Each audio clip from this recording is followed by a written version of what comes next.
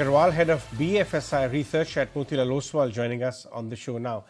Nitin, good afternoon. Thank you so much for your time.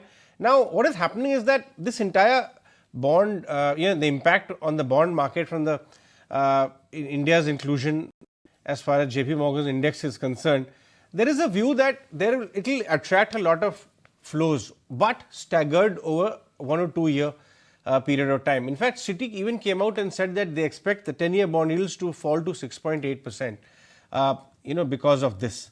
On the one hand, on the other hand, global inflation is becoming stickier, and even the yields are actually getting much more elevated, putting pressure on our own yields as well. Which way do you think this push and pull will actually settle, and the impact it could have as far as Indian financials are concerned? Yeah, hi, good afternoon, and thanks for having me on the show. So clearly, this inclusion for India in the JP Morgan Bond Index will drive some inflows, FX inflows in the country, and that will have a positive impact when you look at the bond yield. So they will likely moderate because of this, but there will be multiple variables at play.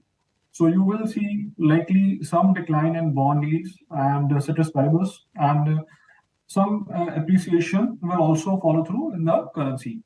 But RBI, I believe, will be closely watching this, and which is where they will want to maintain some equilibrium and will not want the movement to be very sharp, and which is where they will likely act to sort of mitigate the movements that will happen because of this. And which is where I think that the movement, while it will happen, it will still be fairly limited, and the overall impact on the financial market, therefore, won't be much, is what we think at Motilal. Nitin, which part of the financials is the most attractive in terms of risk reward, in terms of valuations, and in terms of the financial metric as well, going forward, be it credit growth, be it NIMs? Right.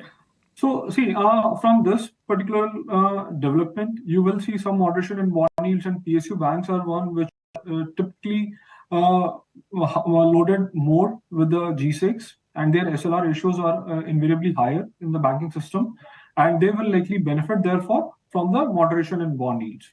And alongside, of course, to assess the direction better, we will also have to watch out as to how the overall repo rate movements happen from there. Though our view is that we are pretty much done in terms of the hike in repo rates for now, but the reversal in the rate cycle, which can be either triggered by some easing at the global by the global central banks, or some moderation in either the inflation or slowdown. So any of these things could start on with the turn in the rate cycle, and that will be further positive when it comes to the bond yield, and therefore again the PSU banks will benefit from that. And otherwise, on the credit growth, I think things are faring well, and we are looking at around 14% credit growth for FY24. Right. Also just want to understand in terms of, let's just shift a bit in terms of talking about the banking space as well, right? The mid and small cap, that has seen a sharp run up as well. Do you think and believe there's a pocket of overvaluation actually coming in here? We'll say not as of now in terms of the overvaluation, because while the movements have been very sharp, but what happened in the last 3 years, the banking sector reported almost touching 50% earning CAGR between FY20 till FY23. And now with the turn in the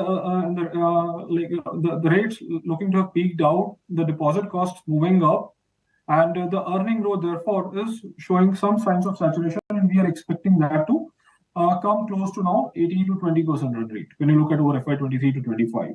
But some of these smaller banks, they are still placed well on the valuations, and they are offering visibility of a stronger earnings growth, and therefore, given the value that they still offer, they are still reporting a stronger price action.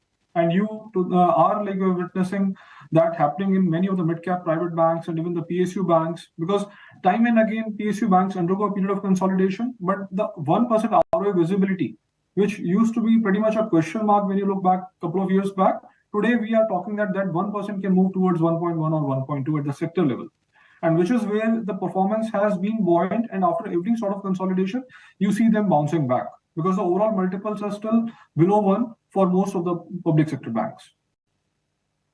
Nitin, let's shift focus also and talk about the NBFC side. You may have seen what's happening, how the big energy conglomerate wants to up their game as far as the financials is concerned by Jio Financials. Today, Daburs have, the Burman family have kind of launched an open offer for Religare, which has largely financials and insurance. There's a vaccine maker, we all know whom, wants to have scale as far as their NBFC or ambitions are concerned. And then there is the old boy who's raising $1 billion now to sustain the 30% growth there and eyes MSME kind of growth as well. So clearly big boys are very warming up in the NBFC space. Which part of the cycle are we in right now in NBFCs in your view? I think after a long pause, NBFCs have started to do well over past 1 year, because if you look at post-COVID, NBFC sector got impacted the most, and it took them longer to recover vis-a-vis banking sector. And now, given that we are at the cusp of a rate looking to have peaked out, the borrowing costs have looking to reach their peak, and you will see some moderation. And alongside, you are seeing a steady trends in growth. Asset qualities across most NBFCs have improved, and which is where the earnings outlook for these NBFCs is looking to be pretty healthy, and that is reflecting the price performance of the sector. And I think as you go forward and we gain more visibility as to by when the funding cost will begin to moderate and how much can it really improve margins, the sector will continue to do well.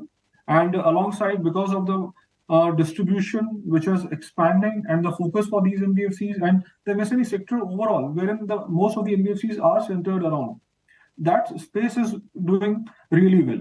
And as you see more and more development, the economic activity likely to remain strong, you will see these NBFCs reporting pretty healthy loan growth, and that will feed into their valuations all the more, given that the margins will also move in favor for these NBFCs. Right. And Nitin, you just want to touch back upon the banking space. So, what do you actually like in those PSU sites you were talking about? Is it like the larger ones like a Bob or an SBI, or something like a smaller PSU bank is what you would look at? Right. So over PSU, see, we are covering like 6 PSU banks, and 5 of them are buy for us of them.